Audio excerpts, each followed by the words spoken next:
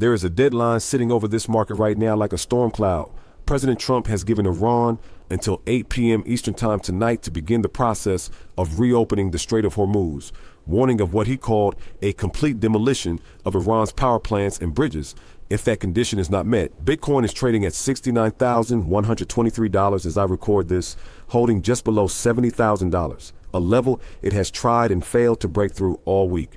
The ceasefire that briefly pushed Bitcoin to $70,200 earlier in the week has stalled. Iran has not signaled acceptance, and the market is sitting in a kind of frozen anticipation, waiting to see which way tonight breaks. Today I want to do two things. First, I want to honestly walk through what happens to Bitcoin in each scenario when that deadline expires, because the two outcomes are meaningfully different and the market is pricing in neither one cleanly right now.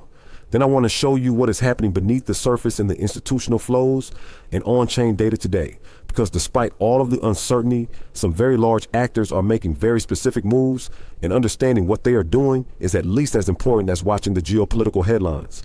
This is not financial advice. Let's get into it. The Iran deadline, what happens in each scenario? Let me explain the structure of this situation first. The Strait of Hormuz is a waterway approximately 33 kilometers wide between Iran and Oman, the single most important choke point in global energy infrastructure, responsible for roughly 20% of the world's daily oil supply. Iran has kept it effectively closed to normal traffic since the conflict began in February. That closure has pushed oil prices dramatically higher, feeding into inflation expectations, forcing the Federal Reserve into a hawkish stance and creating the hostile macro environment that has capped Bitcoin's price for weeks.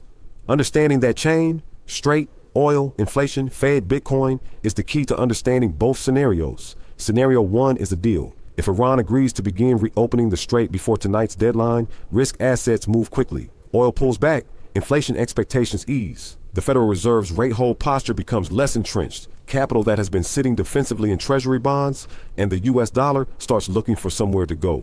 Analysts tracking the situation believe a confirmed ceasefire and straight reopening would give Bitcoin a clear path towards $75,000 as easing geopolitical risk returns genuine risk appetite to financial markets. The ceasefire leak from earlier this week already showed Bitcoin touching $70,200 on that possibility alone. A confirmed substantive deal could be worth considerably more. Scenario two is a breakdown. If Trump's deadline passes without compliance and strikes on Iranian infrastructure begin, the market response would be immediate and severe. Bitcoin has absorbed the initial shock from escalations before. It dropped from $75,912 to $68,241 in hours during the worst escalation event in late March. A confirmed strike scenario tonight would likely produce a similar or worse reaction. As oil spikes again, the inflation trade reasserts itself and risk-off positioning floods into the derivatives market.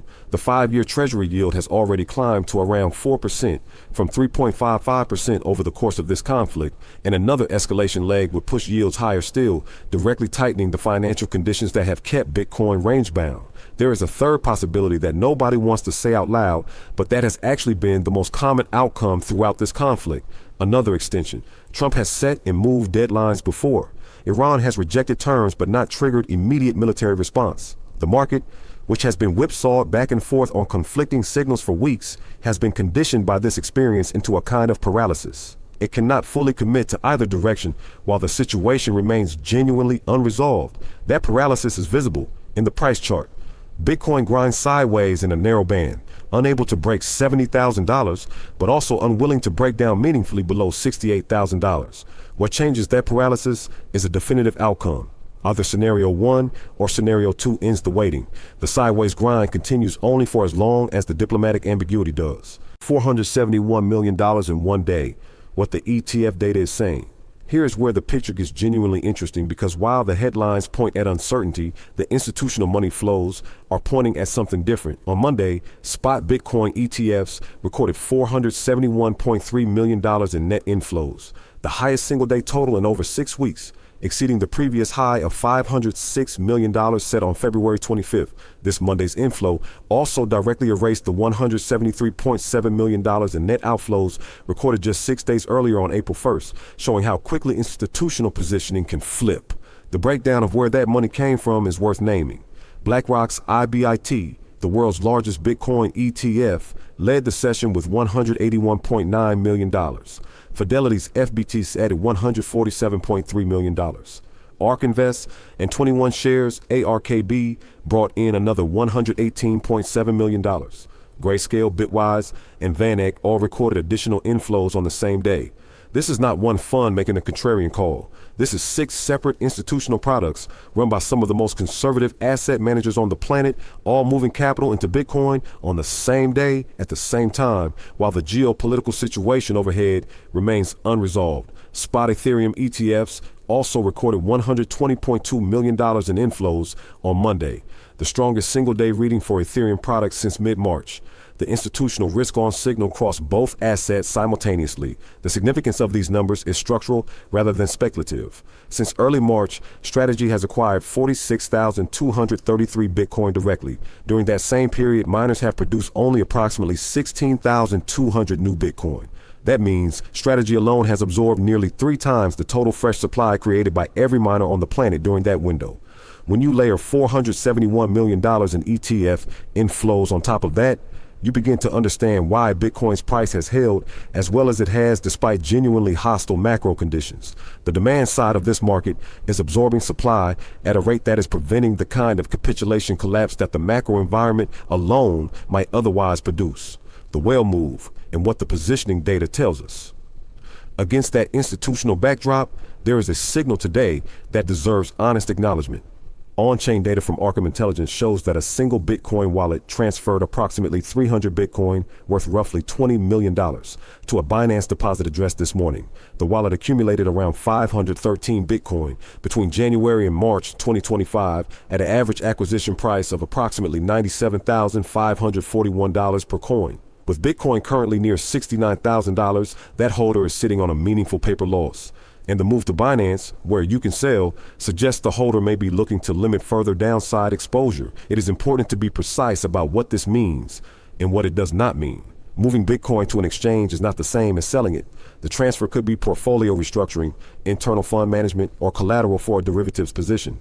However, movements to exchanges are historically associated with selling intent. And in a market already dealing with macro pressure, a $20 million deposit by an underwater holder is a data point worth noting. The wallet still retains roughly 200 BTC, valued at approximately $13.75 million, suggesting this is a partial reduction rather than a full exit. Now let me walk you through the positioning chart, because it tells a more important story than any single whale move. The Liquidity Terminal's 15-minute chart, which tracks the net open positions of large, sophisticated traders and everyday retail traders separately, is showing a continuation of one of the most sustained divergences seen in months: smart money.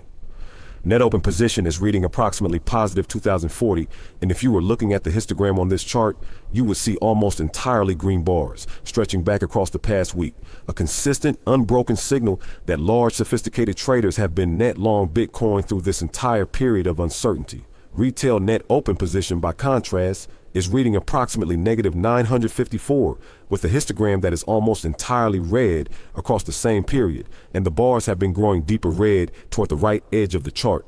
Retail traders have been increasing their net short positioning, essentially betting that Bitcoin will fall, throughout the same window that smart money has been steadily building a net long position. This divergence, smart money long, retail short, sustained over multiple days, is historically one of the most reliable setups for a sharp squeeze higher. The mechanism is straightforward. If Bitcoin moves up meaningfully from current levels, the retail short positions start losing money and eventually get forcibly closed, which requires buying Bitcoin, which pushes the price up further, which closes more shorts in a cascade. The longer this divergence persists without resolution, the more compressed the spring becomes. The full picture. Here is the honest synthesis. The Iran deadline is the single most important variable. A deal opens $75,000. A breakdown pushes Bitcoin back toward $66,000 to $68,000, while the market reprices the escalation. Tonight's outcome is genuinely binary in a way that few market events actually are. But underneath that binary, the structural picture is notably different from what the price alone suggests. $471 million in institutional ETF money hit this market in a single session, the strongest single day in 6 weeks. Smart money has been building a net long for over a week, while retail has gone increasingly short. Strategy is absorbing supply at 3 times the rate miners produce it, and one underwater whale has moved $20 million to an exchange, a counterweight worth naming, honestly. The geopolitical situation controls the near term. The institutional accumulation controls what comes after it. Watch tonight carefully. Drop a comment. Do you think the Iran deadline produces a deal, a breakdown, or another extension? And does the $471 million ETF inflow change how you're thinking about the structural picture? I want to hear how this community is reading the moment. Subscribe if you want the next update the minute this develops. See you in the next one.